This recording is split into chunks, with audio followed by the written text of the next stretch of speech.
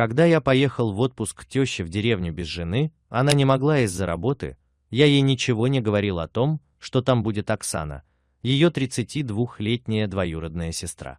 Но об этом я жене не говорил, зная, как она ей не доверяет и всегда с осторожностью относится к моим отношениям к ней. Оксана – это дочь ее старшей сестры.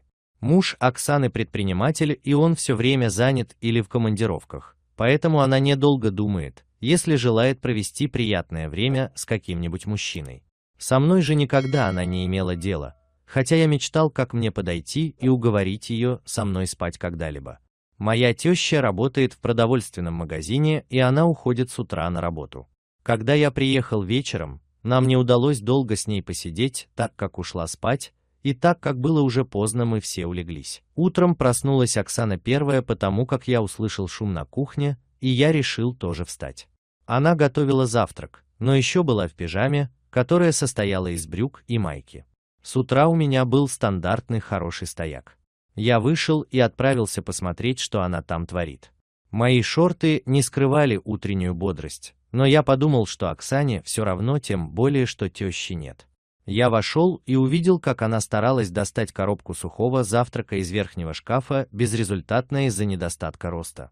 Я подошел помочь, и она удивилась, что я так рано проснулся. Я потянулся достать коробку сверху, но она не отошла, и таким образом она оказалась между мной и раковиной, а когда я приподнял руку вверх, пришлось ее сильнее сжать, так что пристроился между ее ягодицами. Она не отошла и ничего не говорила, и я принял это за согласие. Ей, видимо, тоже понравилось, потому я чувствовал, как ее половинки сжимались и расслаблялись. Это мне дало повод оставить коробку сухого завтрака там, где она есть, и обнимать ее за талию двумя руками. Когда я начал ее целовать, она откинула голову назад и согнулась слегка вперед, так что попа прижалась ко мне. С этого момента все было ясно, что так дело не остановится на этом этапе, и мы отправились на диван. Оксана быстро дышала и не знала, что я хочу вообще делать в данный момент. Я обещал, что она сегодня будет просто в небесах. После этого мы прямо пошли в таком голом виде на кухню завтракать. Оксана обещала продолжать со мной такие приключения, когда вернемся, и для этого будем встречаться у ее подруги. Друзья, спасибо за просмотр, ставьте лайк и подписывайтесь на канал. До скорых встреч!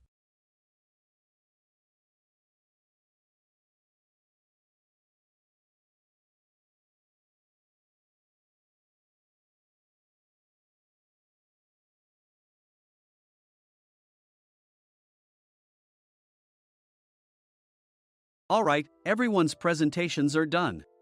Nick, the manager, said as he tried to move the discussion forward.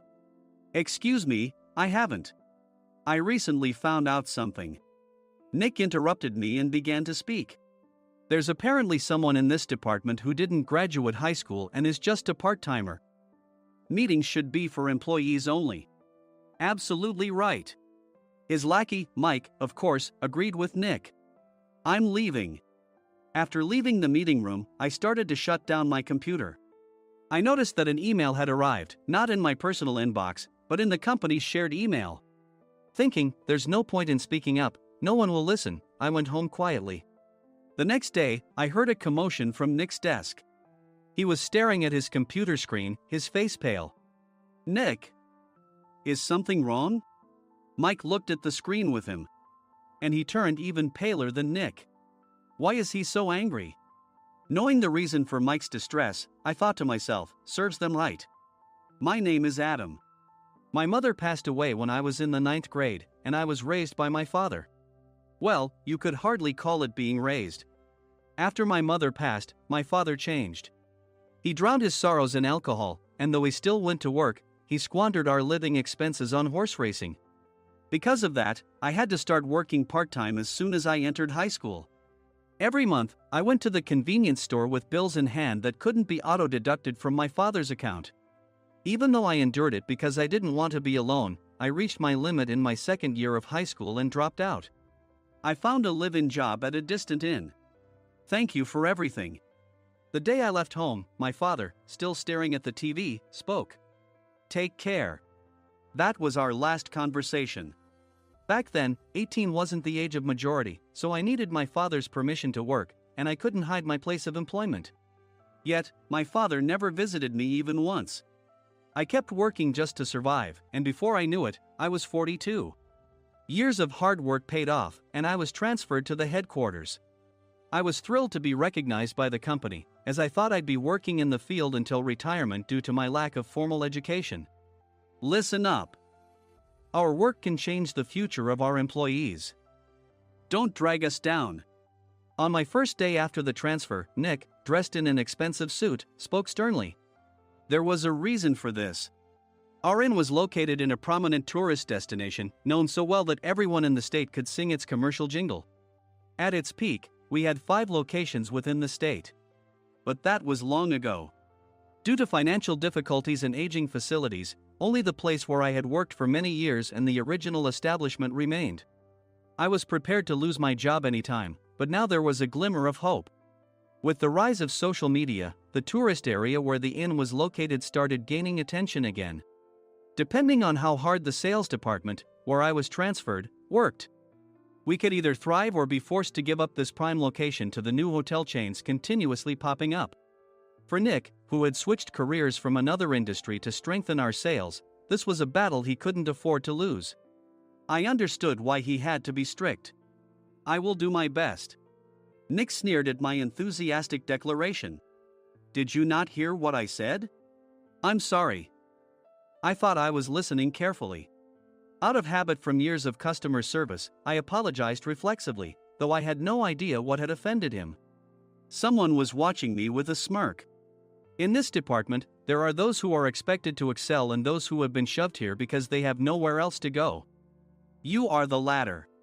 It was Mike, the section chief. He's 7 years younger, at 35.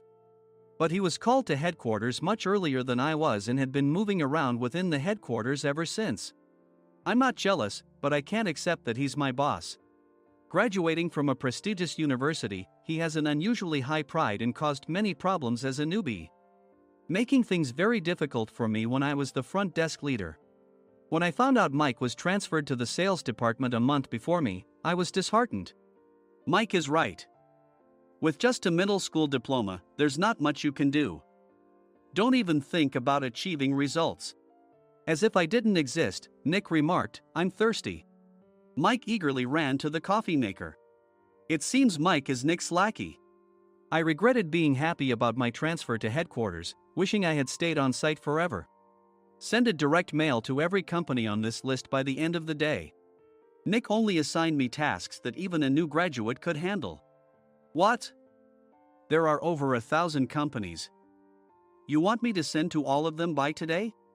Yes, if you and your fellow misfits split the work, even those with nowhere else to go should finish by today. I glanced at the employees typing away expressionlessly.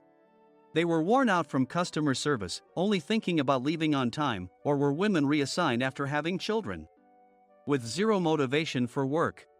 Even Sam, a new graduate from the same university as Mike, who was supposed to be among the expected achievers, had no enthusiasm for the job, having joined the company wanting to do customer service.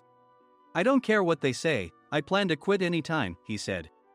Only Nick and Mike were highly motivated, making all the decisions between the two of them. I originally only wanted to work at the inn to survive and had no particular attachment to this job. I swallowed my words, thinking I had no right to reprimand them. About a month after the transfer, Nick told us with a frustrated look. To commemorate the 50th anniversary, we've decided to create a plan exclusive for one group per day. Originally, Mike and I were supposed to come up with it, but our president, Mr. Thompson, insists on hearing everyone's opinions. So, you all get a chance. As Nick explained, Mike began handing out prints. Make sure not to embarrass Nick. If your ideas are half-baked, you'll have to redo them. It seemed that they had printed his handwritten notes by Mr. Thompson, which included several questions and a section for free responses. It made sense why Nick had to seek our input, given that all responses had to be submitted to Mr. Thompson. We were given a week to think about it, and a meeting was scheduled to compile our ideas. My plan is to let guests enjoy both the old and modern America. Nick began the presentations. Guests would watch a master confectioner at a nearby traditional sweet shop make sweets in front of them. The welcome drink would be premium tea in a bottle. Nick's plan was certainly attractive. After his presentation, Nick called on us to present in the order we were seated. Just as I stood up for my turn. Alright, everyone's presentations are done. Excuse me, I haven't. I recently found out something. Nick interrupted me. There's someone in this department who didn't graduate high school and is just a part-timer. He was likely talking about me. I joined the company as a part-timer and was made a full-time employee when I turned 20. That was 20 years ago, so Nick and Mike probably had no chance to know until recently. Meetings should be for employees only. Absolutely right. After that, Nick kept creating opportunities to solicit everyone's opinions, purposefully excluding me from speaking. The meeting unexpectedly heated up and went past the scheduled end time. A few people asked to leave, and the discussion continued with the remaining few. Still here? Normally, you'd leave in that situation. Though I had no attachment to the job initially, hearing kind words from customers made me want to make them happier. For someone like me, with nowhere to go, the inn was my home and customer service was my life. I felt pathetic about my current self. I'm leaving. I left the conference room and started shutting down my computer. I noticed an email had arrived, not in my personal inbox, but in the company's shared email. Thinking no one would listen to what I had to say anyway, I quietly went home. The next day, while preparing the DM as instructed, I heard a commotion from Nick's desk. In his haste to stand up, he hit his knee on the desk. He stared at his computer screen, his face pale. Nick! What's wrong?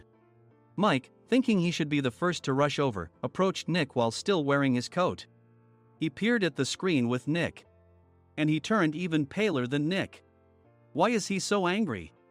Who is responsible for this company? Nick, more irritated than ever, asked, and Mike answered without checking. Probably Sam. Sam wasn't there because he was attending a morning training session for new hires. Nick gave up on getting angry and returned his gaze to the screen. They were looking at an email that arrived right after the end of the working day yesterday. Apparently, no one, including me, had checked it before leaving. The email was from a large company that used us for their annual employee trips. The president and executives of that company also frequently used our services personally. President of the company, Mr. Mason himself had declared that neither he nor his company would ever use our services again. Well, some companies cancel their employee trips or stop using our services due to financial struggles. Let's just move on. Mike kept wiping the sweat from his forehead with a handkerchief. Knowing why Mike was so agitated, I quietly watched their interaction. Do you know how much revenue we get from that company? We can find other guests to fill the rooms, but we'll lose the banquet costs, gift shop revenue, rental car fees, and more. Moreover, the gifts were supposed to be prepared by the traditional confectionery shop involved in Nick's proposed plan. If it's known that we incurred such a huge loss at this critical time, Nick's position in the company would be jeopardized. Nick took a deep breath, seemingly trying to calm himself. All right, Mike. Go to New York right now and apologize to Mr. Mason. What? You're coming with me, right? I have urgent work to do. I trust you, which is why I'm entrusting this to you. Please.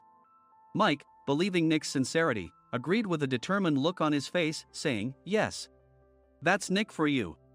Even if Mike went to apologize, Nick would shift all the blame onto him if the client didn't change their mind. Well, it was Mike's fault to begin with, so it served him right.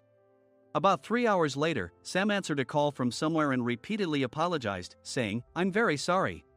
Everyone watched to see what was happening. After ending the call, he informed Nick with a weary tone. When Mike arrived at the client's company, he only made things worse, further infuriating Mr. Mason. He was demanding, get his boss here immediately. It was no wonder Sam was exhausted, dealing with such a call right after returning from training. What is that idiot doing? All right, Adam, you're coming with me. If sacrificing Mike didn't work, then I must be next. Normally, I'd want to refuse at all costs, but I saw an opportunity in this situation. If I can be of assistance, I'd be happy to join you. I obediently followed Nick, and we flew to New York. When we introduced ourselves at the reception, it became clear how serious the situation was, as the receptionist personally escorted us to the president's office. Angry voices leaked through the door, making both Nick and me uneasy. "Excuse me. I'm Nick, the supervisor. I understand my subordinate has caused you trouble, and I deeply apologize." Nick, with his experience in the corporate world, knew enough to offer an apology before excuses. However, his customer service skills left much to be desired. I sighed as I saw Mike trembling like a small dog in the corner of the room. "What kind of training are you giving your subordinates?" Mr. Mason glared at Nick with a red face. The intensity of his gaze made even Nick take a step back. Regrettably, I joined this company only 2 years ago and was unaware of Mike's issues. I should have identified his shortcomings sooner. Indeed, I should have realized sooner. No sensible person would come to apologize and then give a lengthy presentation on the drawbacks of not using their in. Nick froze, his mouth slightly open. Suspecting the worst, I picked up the documents that had fallen to the floor. It seemed Mike hastily prepared these documents on the plane, listing the disadvantages. Disadvantage 1: if you change the venue for the company trip, employees might suspect it's for cost-cutting reasons, leading to a negative impression. Reading it aloud half-jokingly, Nick snatched the papers from my hand and checked the contents with a furious expression. Among the stack of documents was a receipt from a nearby convenience store's copy machine. I felt a pang of dread, hoping he hadn't shown the receipt as well. What do you think he said when I asked what kind of nerve he had to do this? I'm very sorry." Faced with the dire situation, Nick must have thought there was nothing left to do but apologize. In a voice smaller than I'd ever heard from him, he uttered words of apology. He said, "I'm a Harvard graduate. I don't believe I said anything wrong." "Mike, what have you done?" Forgetting his plan to pin the blame on Mike, Nick yelled loudly, even in front of Mr. Mason. "I didn't do anything wrong." "You're still saying that? Look at him." Mike pointed at me with a shaking hand. "I was assigned to headquarters in my 20s and now I'm a section chief. This guy only made it to headquarters at 42. Everything I've done proves I was right. So why are we losing the contract?" Having said his piece, Mike collapsed to the floor. "Of course. You were sent there because you had nowhere else to go." Mike never expected to hear such words from someone he looked down upon. He lunged at me, and Nick hurriedly stepped in to stop him. "Mr. Thompson told me Mike is a quick thinker, and to take good care of him." There's no way he was pushed aside. "Don't make things worse here. He didn't say quick thinker, he said only quick-witted, didn't he?" I don't remember that part." I recalled the many troubles Mike caused when he was a newbie. When Mike was on the front line, his pride was so high that he never apologized to customers. Customer service, especially in our job, doesn't work alone. It brings both good and bad situations. If the front staff or housekeepers made mistakes, or the cleaning company didn't properly clean a room, one had to apologize to the customers regardless of personal fault. Mike, in such situations, would never apologize, insisting he wasn't at fault. This often angered customers, and as the front desk leader, I frequently had to apologize on his behalf. He caused complaints and disrupted operations, which is why he was quickly moved to headquarters. In departments where he didn't interact directly with customers, his quick thinking was beneficial and things went well. But it seemed his flaws were starting to show. Corporate reservations are supposed to be entered into the system by the sales representative. But a quick check yesterday revealed that more than 10 items were missing from the client's reservation. The handover document clearly stated what needed to be prepared. Why didn't you enter it into the system? Why do we have to give them special treatment? Filling rooms near the banquet hall, setting up all the food in advance. Specifying the brand of wine, they're too demanding. No wonder he always angered customers, I thought, feeling a headache coming on. Grouping them in rooms near the banquet hall is for our benefit too. It makes it easier for the staff to set up beds and serve breakfast since everyone's schedule is synchronized. As for the other requests, Mr. Mason suggested them to lighten our load. I didn't know that. Nick finally seemed to realize that Mike was the one who had angered the client. What did you say to them? I just told them we wouldn't give them special treatment anymore. We shouldn't waste effort on things that don't bring in money. I was utterly exasperated at his lack of understanding of customer service. Of course, we shouldn't comply with unreasonable demands. But carrying over successful practices from past stays makes customers feel remembered and enhances their experience. Good memories encourage repeat visits. That's part of our job. I looked down at Mike, who was sitting on the floor. In our job, nothing is a waste. Mr. Thompson likely moved you to the sales department, hoping you'd finally understand this. How do you think he feels now that you've failed to meet his expectations?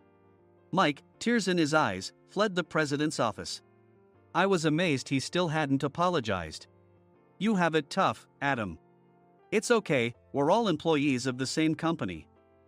I deeply apologize for this disrespectful incident. Especially after all the care you've shown us.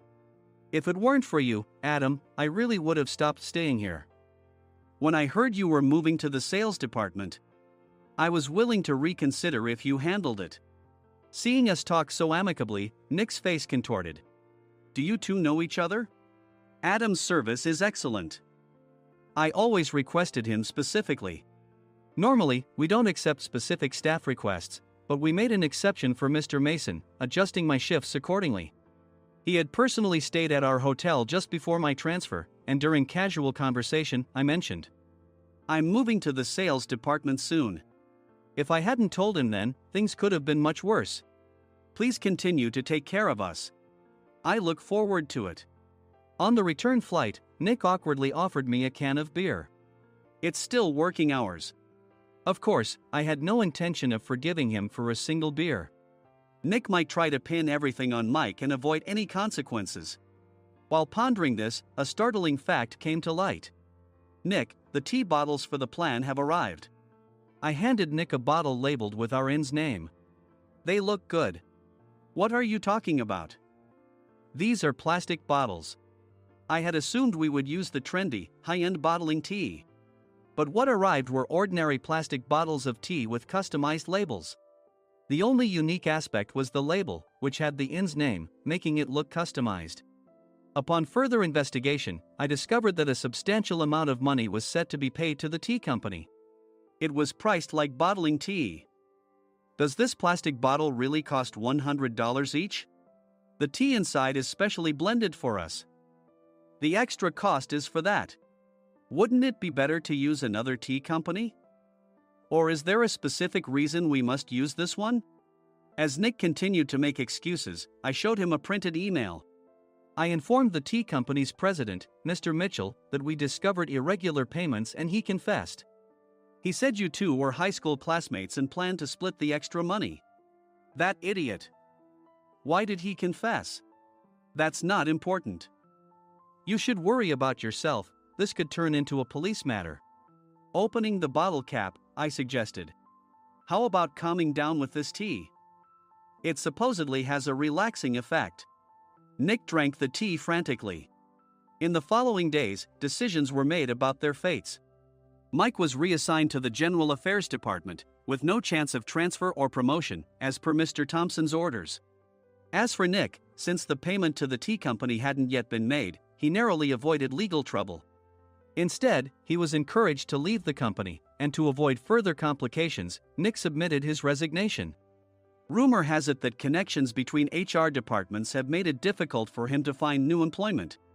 Even though it was good to have those two gone, something unexpected happened in the sales department. Everyone became motivated and united in refining the 50th anniversary plan. In the end, my plan was adopted. We collaborated with the Tourist Information Center to provide personalized guides. The plan, tailored to the number of guests, was truly special for the 50th anniversary. Hey, is Adam's family coming to stay? I immediately booked that special plan for my family. Sam noticed it on the reservation list and quickly picked up on it. Yes, I'm inviting my father. That's great. I might invite my parents too. I lacked the courage to face my father just as Adam. But here, with the confidence Mr. Mason praised, I felt ready. The 50th anniversary plan was a perfect opportunity to reconnect with my father. I hope to bring back the days when we could laugh together as we once did.